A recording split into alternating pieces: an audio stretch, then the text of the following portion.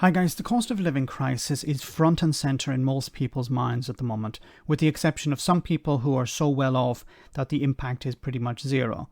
The vast majority of the population are deeply concerned about what's going to happen over the next few months. Will I be able to pay my bills? What if I can't? What happens then?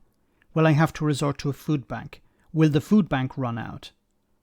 But if you listen to the political pundits and Tory politicians, there either isn't a cost of living crisis, or if there is, it's easily sorted out by either cutting taxes or just believing enough.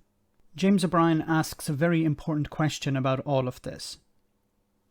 How can the party of government apparently be deaf to the alarm bells that the rest of us can hear? And we can hear them in care homes, and we can hear them in hospitals, and we can hear them in schools. We've gone from Boris Johnson's promise of 40 new hospitals to learning last week that there are 34 hospitals in this country with roofs that could cave in at any moment.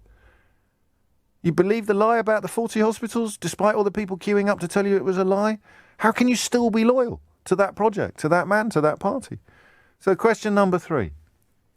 That's the most interesting one of all. How can the party of government be deaf to the alarm bells that we can hear ringing in care homes, in hospitals, in ambulances, although it's easy to get them mixed up with the actual sirens, in schools, in sewage plants, at the seaside, on beaches, in the envelopes containing our energy bills, in our supermarket receipts? We can hear the alarm bells ringing everywhere, with Citibank warning today that inflation could hit 18%, 18.6%.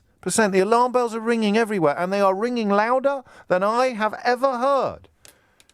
And I'm 50. I know, it's hard to believe. It's because I moisturise. I'm 50 years old. I've never known the alarm bells to ring this loud from all corners. That's why I mentioned the football the other week. Not because it's emblematic or particularly definitive, but because it's an illustration of how many different corners are hearing the alarm bells. Corners that may perhaps have been traditionally expected to hear them last. Well, they're hearing them now. But the government isn't. And nor are the people who continue to prop it up. And I don't know why. How can it be? How can these alarm bells be ringing so loudly while so much of the country continues to insist that it's just the jingle from a local ice cream van? The reason is, and I've said this before, is because people treat the Conservative Party and Brexit as an extension of that, but they treat the Conservative Party as a cult. So if you are looking at a problem and you automatically eliminate what most people see as the cause of the problem, then you have to resort to all sorts of crazy solutions as a result of that. Now, what I mean by that, and a perfect example of this is this week. This week, over the last few days, and over months, but it's been really highlighted recently, is millions of litres of raw sewage is being pumped into the sea by water companies. Why are they doing that? Well, because they are not purchasing the chemicals they need in order to treat the water. And the government is not punishing them for doing so. Now, if you look at the right-wing media, what they're doing is they're saying, oh, this has nothing to do with the Conservative Party. They won't point the finger at who is to blame here, but their first port of call is to defend the Conservative Party. And there was a segment on GB News talking about how was talking about how the public are criticising the Conservative Party over this. There is raw sewage being pumped into the sea.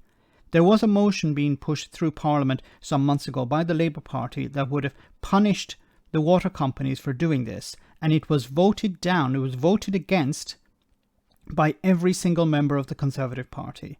Now, there may have been a few exceptions, but as far as I know, 99% or 100% of the Conservative Party voted against this measure. And now there's raw sewage being pumped into the sea. And the response from the right-wing media is, this has nothing to do with the Conservative Party. Stop attacking Conservative MPs. Their first port of call is to defend the Conservative Party. You can extend that to Brexit as well. The first response is always to defend the real culprit, even though the people who are defending it know exactly that who the real culprit is.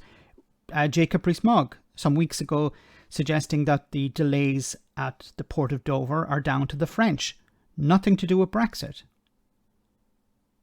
Even though these types of problems did not occur when the UK was a member of the European Union. So the first port of call, the first response is always to defend the religion, defend the cult. The cult is not at fault here. We have to find some other excuse. And unfortunately, these people are good at it. And they've convinced the public to think in the same way. And that's why so many people are looking at the cost of living crisis and wondering, okay, who is to fault? Well, the government says it's not their fault, and the Conservative Party say it's not their fault, and the media say it's not the Conservative Party's fault. So it must be the fault of someone else. It must be the fault of Putin or the EU or people on universal credit or doctors or workers asking for more money. It's always somebody else's fault, instead of actually looking at who is really responsible. So this is why so many people have their heads stuck in the sand. So many people have their fingers stuck in their ears, because they have automatically eliminated what in many cases, not always, but in most cases, is the real reason why there is this problem in the first place. The people responsible, the people running the country, are either not doing their job, or what they're doing is making the problem worse. Let me know in the comment section, guys, what you think about all of this. As always, your comments are greatly appreciated. Thanks a lot.